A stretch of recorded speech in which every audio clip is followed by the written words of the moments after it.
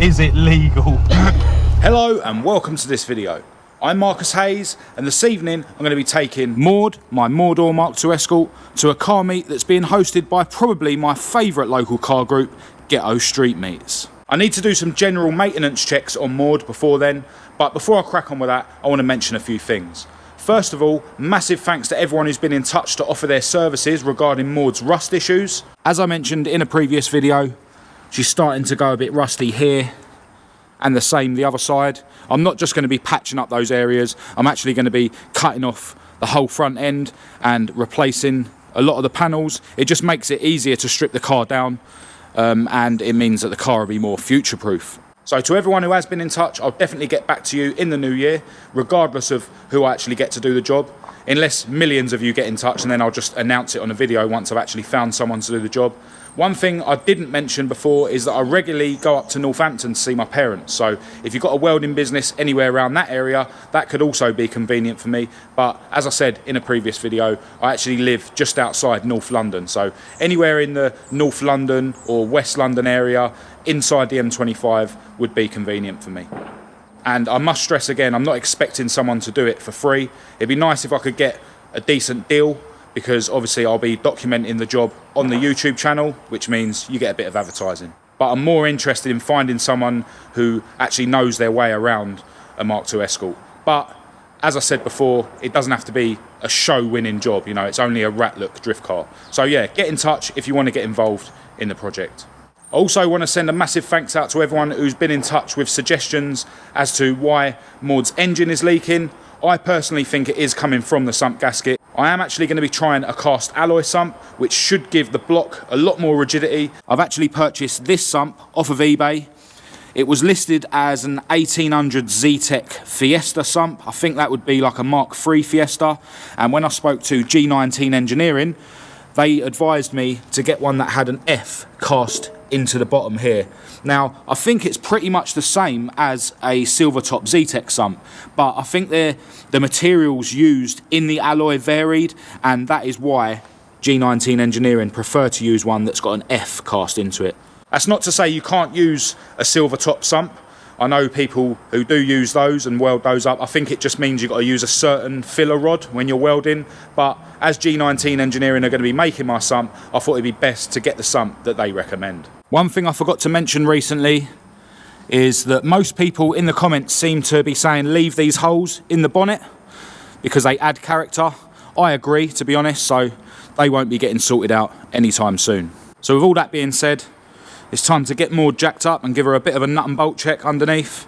And of course, I'm going to have to top up the diff and the engine with oil. And I'll just see if there's anything else I come across while I'm under the car.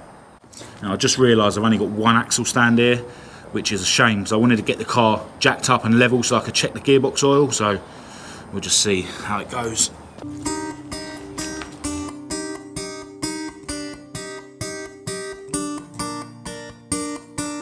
Right, so I've got it jacked up, but it is a bit sketchy, especially that really skinny axle stand that's fully extended with a bit of wood at the top of it, and the car's not actually level anyway. So I don't think I'm going to bother checking the gearbox oil, but to be honest, that's probably the one part on this whole car that I can trust, because it was obviously rebuilt by Harris Performance Engines, and they really do know what they're doing. So I think I'm just going to quickly check the nuts and bolts on the rear suspension, and then get the rear end back on the ground, and then use a much safer method to just jack the front up, and then I'll start checking the nuts and bolts there.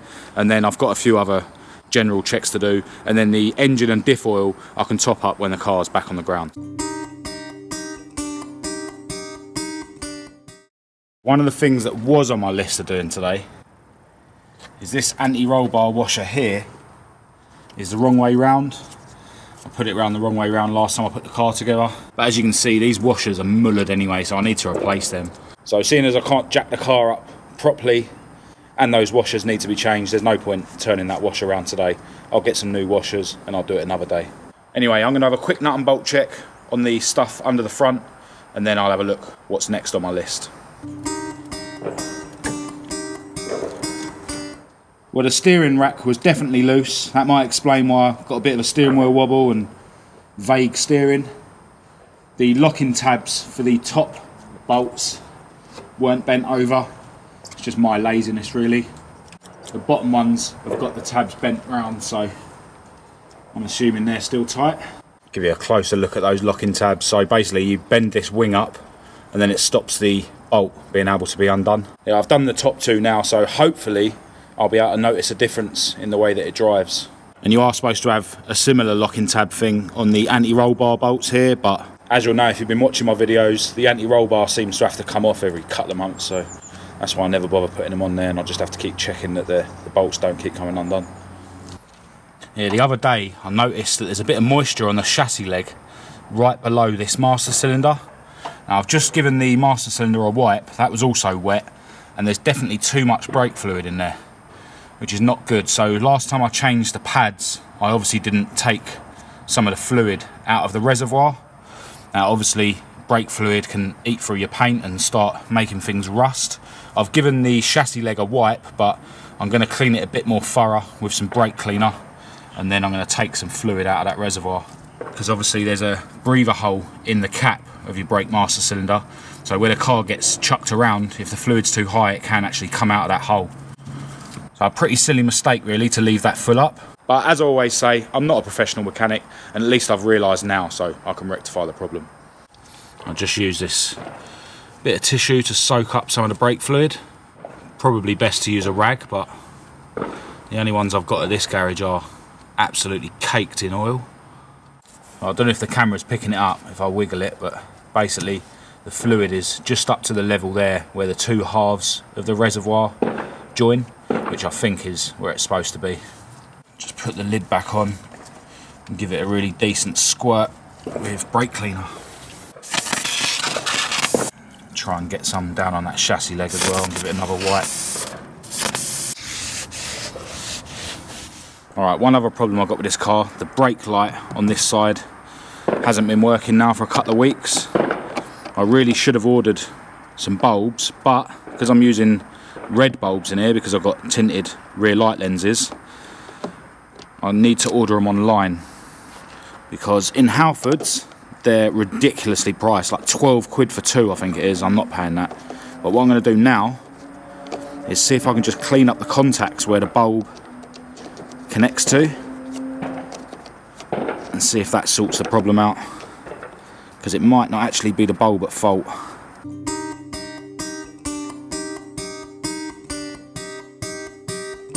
Nah, one of those filaments definitely looks like it's gone. It's kind of leaning on the post, which explains why it was sort of working intermittently for a while. So yeah, that definitely needs a new bulb. And the contacts in there look quite shiny actually. I might have a quick look in my garage and in my flat just to see if I've got a spare one, because I'm sure I had a spare one somewhere, but it might be in my other garage. Got indicator bulbs. So no tail light bulbs indoors, so I have to put this one back in for now.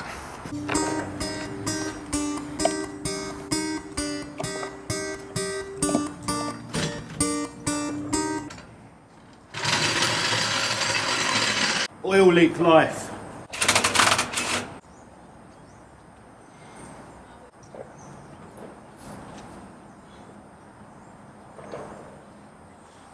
Alright, I think she's pretty much ready to go.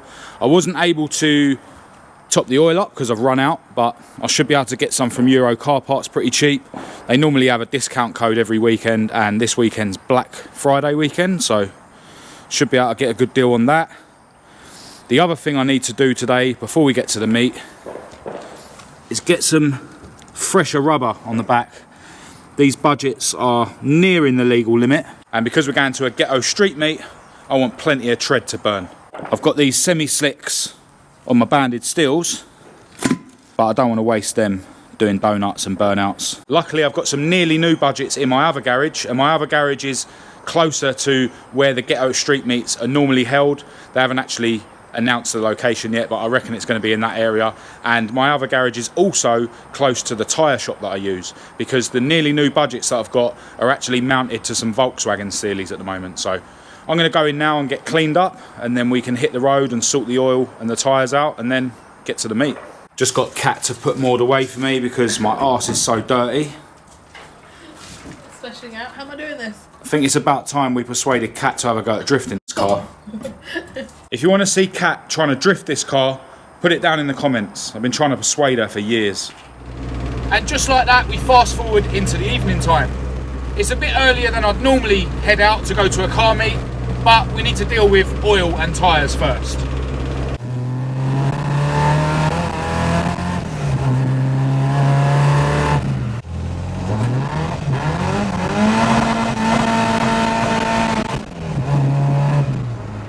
Well, because we hit a bit of traffic, the place I wanted to go to get some oil is shut, so I'm going to my favourite shop, Halfords.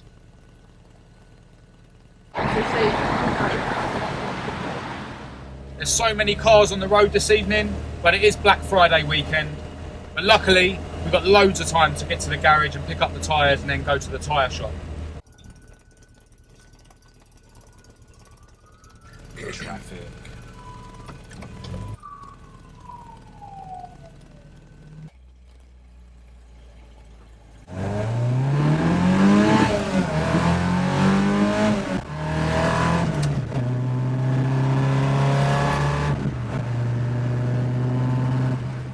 I've made a big mistake.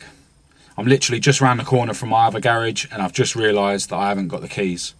So now I need to go back home and get my banded steels and just carry them with me, and then once I've had a spin up at the Ghetto Street meet, I'll just have to put the banded steels on to get me home legally.